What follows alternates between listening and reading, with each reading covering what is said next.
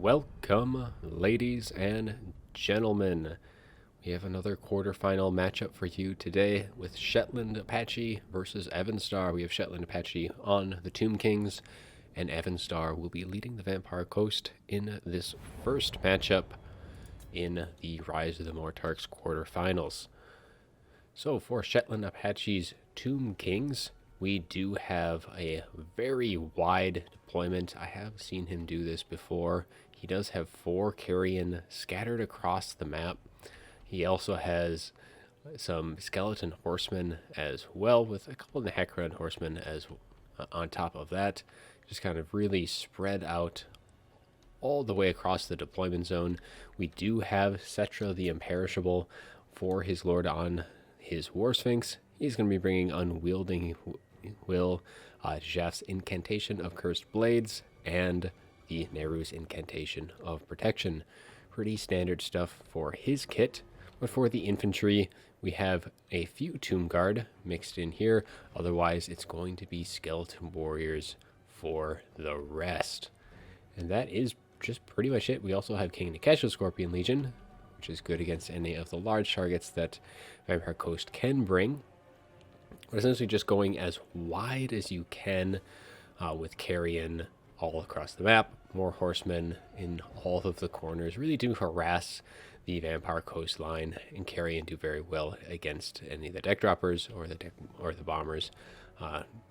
We have Luther, who's going to be a little bit harder to deal with. But yeah, for the rest of the Vampire Coast army that Evenstar has brought, we do see him in his classic kind of rectangular form or reverse rectangular formation for his zombie pirate deckhand mobs with some pole arms and a couple sirens. So with this formation, they do last a lot longer, because if you are attacking from the front, you're only going to be engaging a very small portion of the unit. Instead of when you spread them all the way out, you'd engage against the long side. We also have a Gunnery White who's going to be bringing Scab's Wrath, more powder as well to keep those Necrofex firing as often as he can. And of course, we do have that Necrofex Colossus, so it is not Noctilus, but he still is going to opt for that Necrofex. We have a Vampire Fleet Captain of Vampires bringing Raise Dead, Taunt, and Invocation of Nehek. And for the Flyers, we do have 5 of which we have Luther Harkon. He is going to be bringing his Hornswoggle.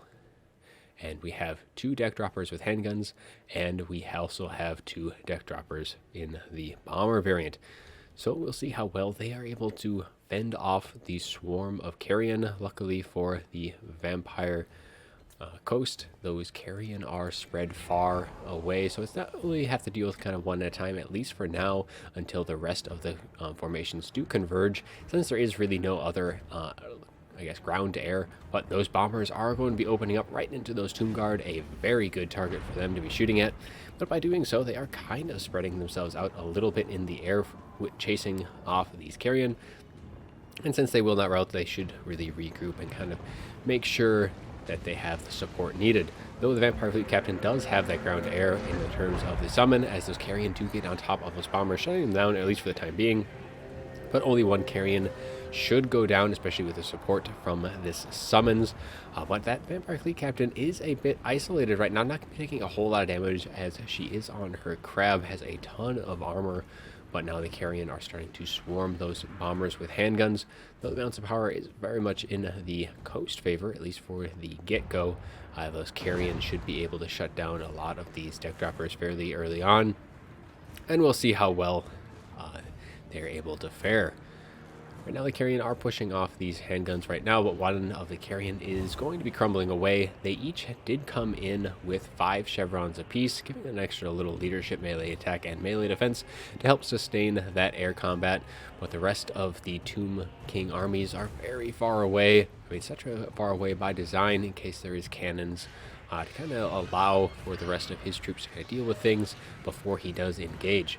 Necrofex is going to be doing quite a bit of good work, though, as he will be shooting down the line of some of these units, especially into the cavalry. Carrion's getting on top of a few more of the deck droppers. The deck droppers do really need to try and spread themselves out to allow some overlapping range of fire. especially the handguns in particular, because so they are able to fire away. One of the handguns are going to be crumbling to these Carrion. Luther trying to save them, and I think they do stabilize, at least for now. And I think he will be able to deal with this unit of Carrions. That should be 2 Carrion units down, but there are still 2 left, and they are doing very well in terms of health. They are going to be able to shut down these bombers, and these handguns are going to be soon to follow. Another summon, though, coming down on top of the Skeleton Horseman and Cetra himself, as Cetra is looking to take out the pretty much the healing and the summons of the Vampire Coast. A very good pick here, and Harkon does need to respond to this. He is currently kind of busy dealing with all the Carrion, though he needs to understand that the loss of his caster here will be catastrophic for him, losing the summons in particular. The healing isn't as important as the Necrophects. Isn't really going to be taking all too much damage, and Luther himself does not need the healing, but that the summons are just instrumental for the Vampire Coast, especially for that ground-to-air support, if the Carrion are able to push off all of the deck droppers themselves.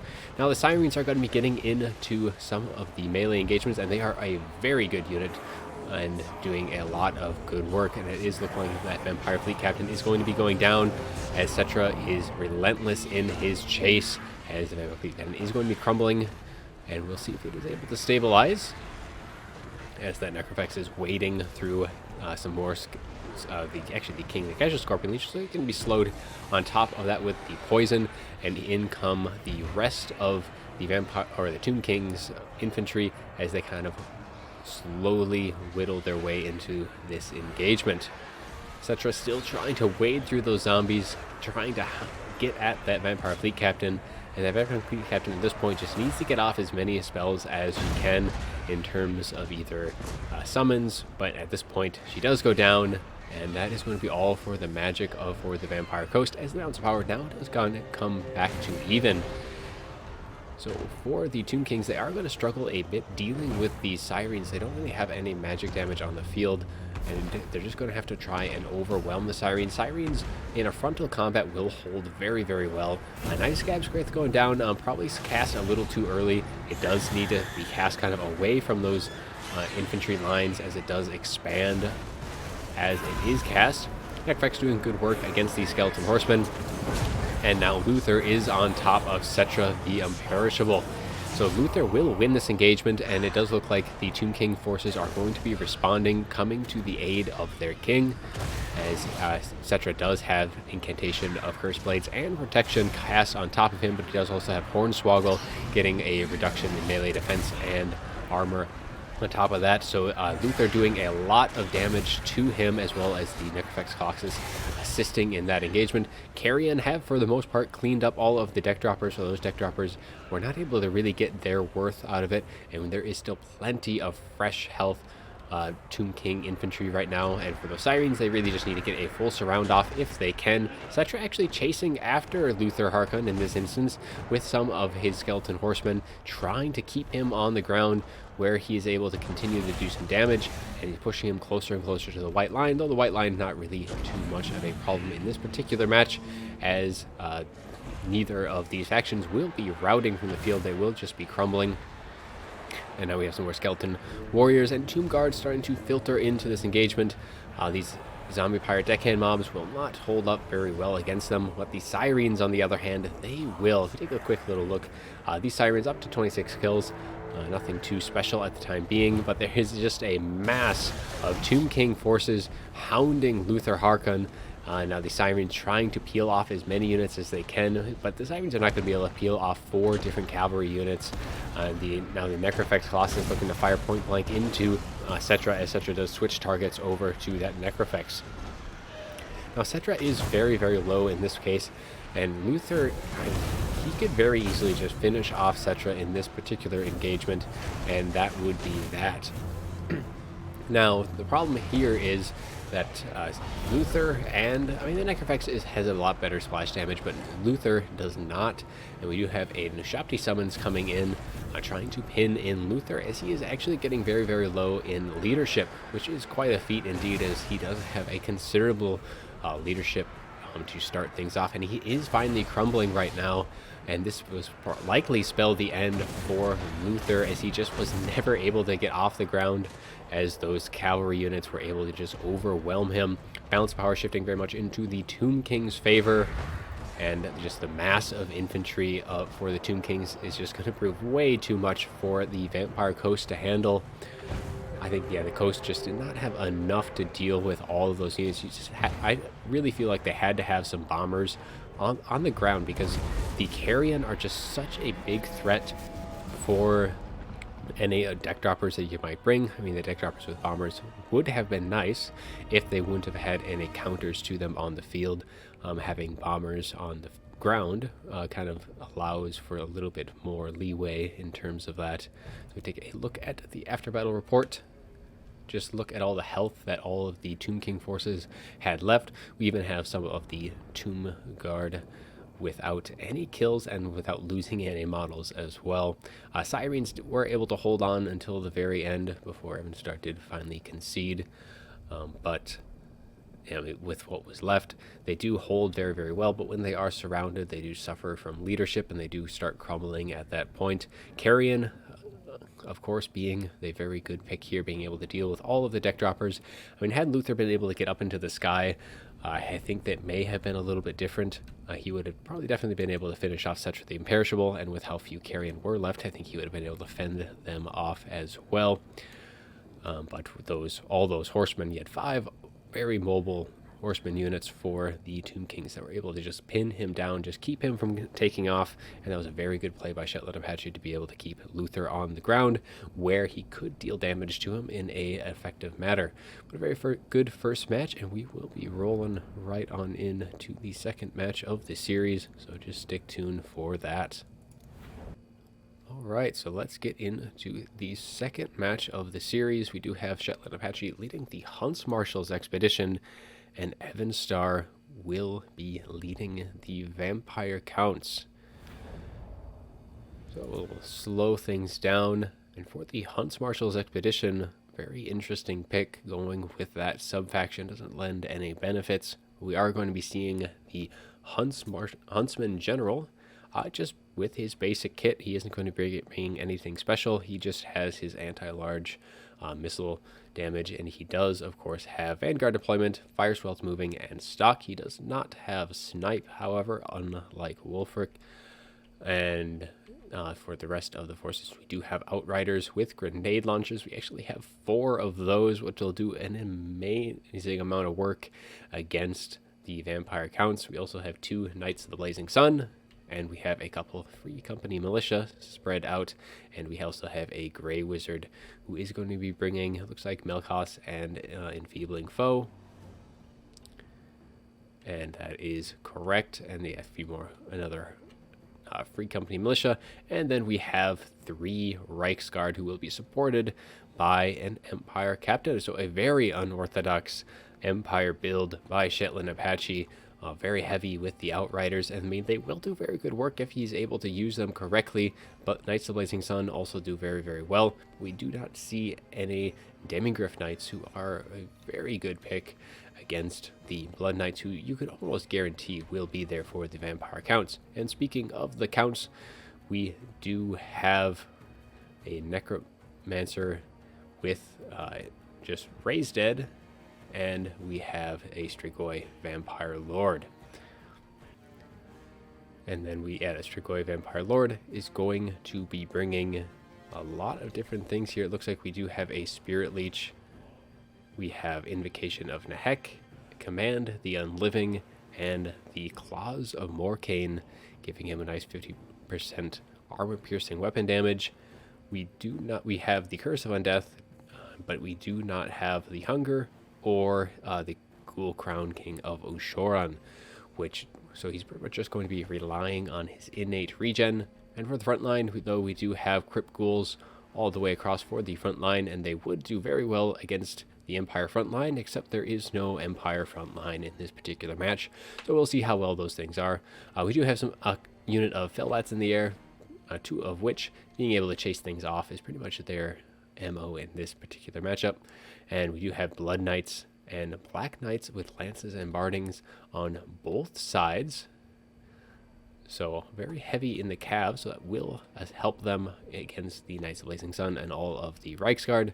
The Necromancer will be able to support with that kind of passive healing, as well as some summons to help kind of keep things favorable for his own cav units. And that will wrap things up, though, for both armies.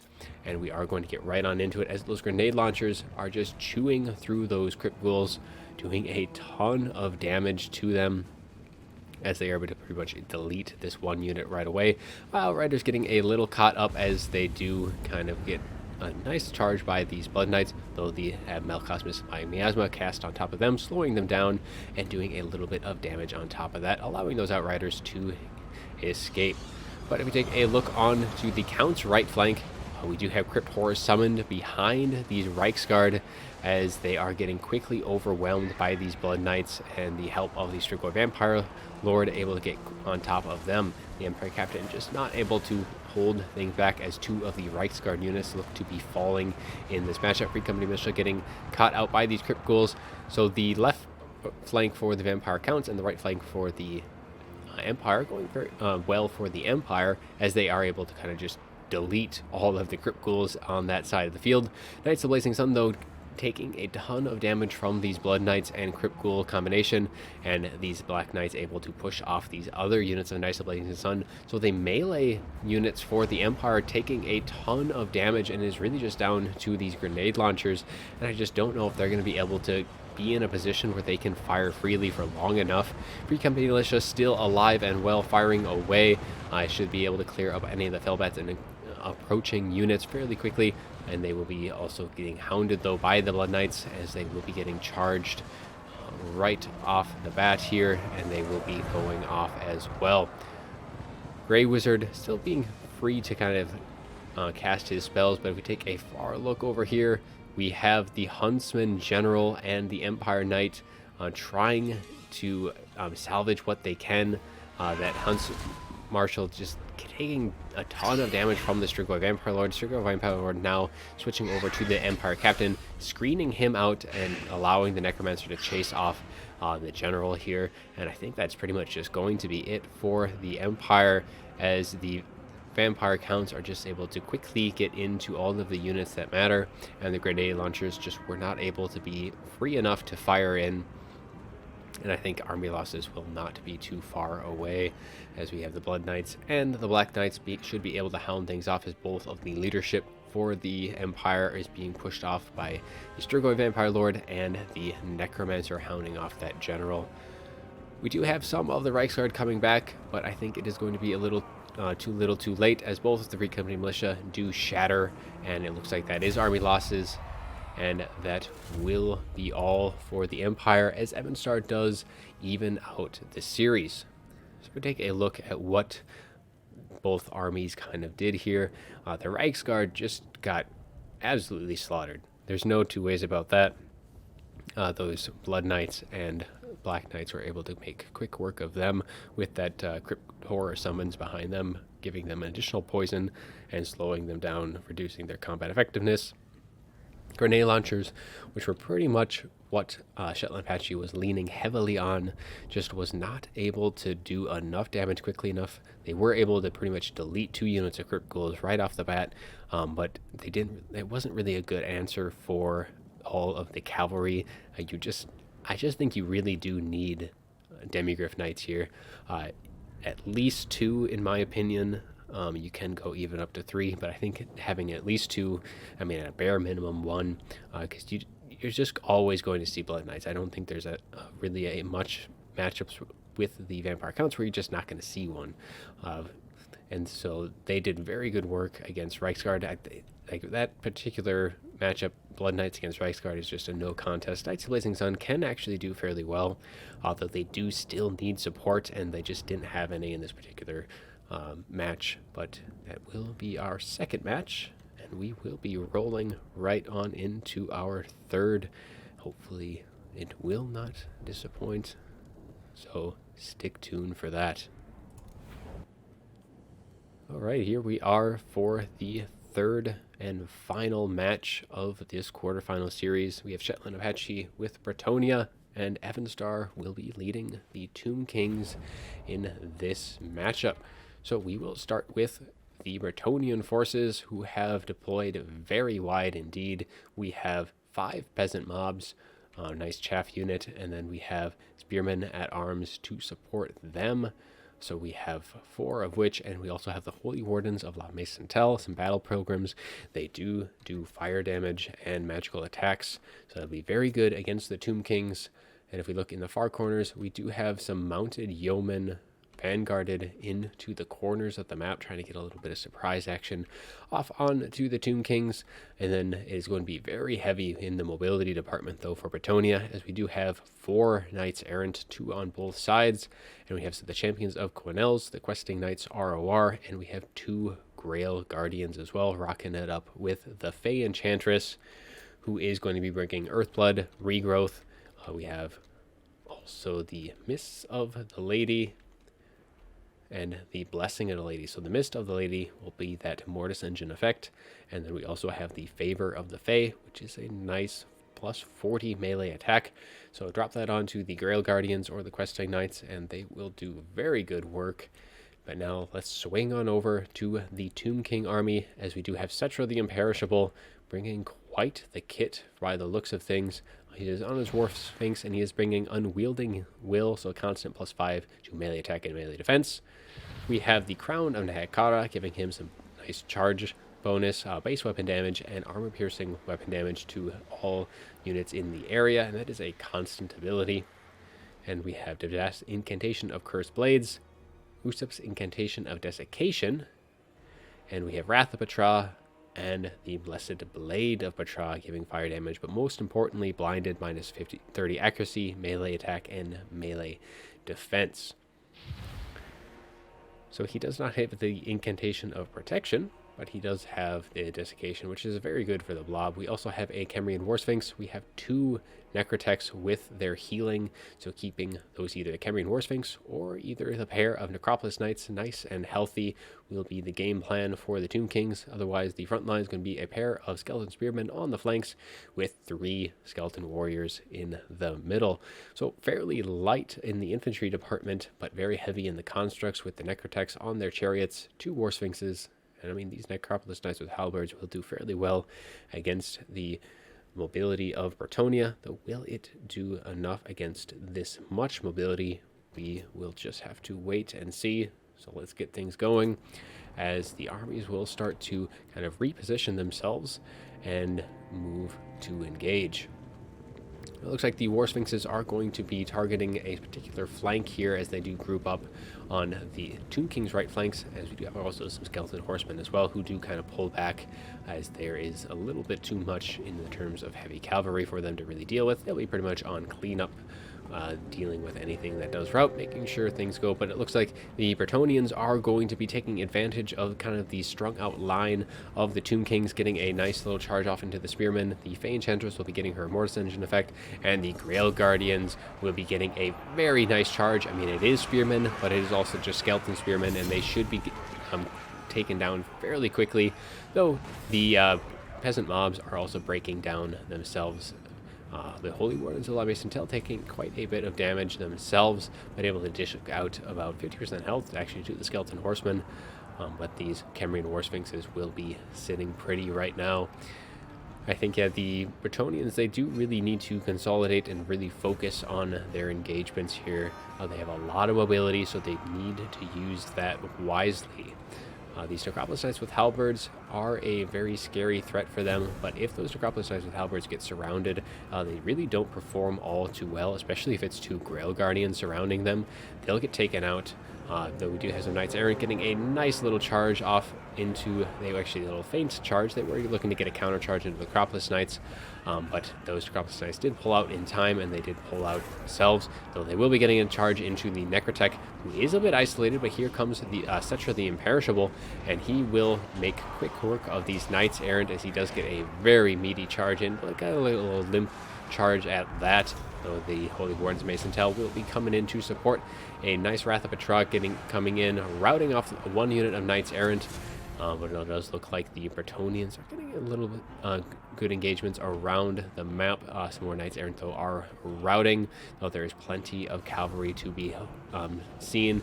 Skeleton Horsemen will be being pushed off, so that is a little bit for the quick mobility of the Tomb Kings off the field, and the Fey Enchantress just really needs to be protected with her Grail Guardians and the Champions of Quarterfinals.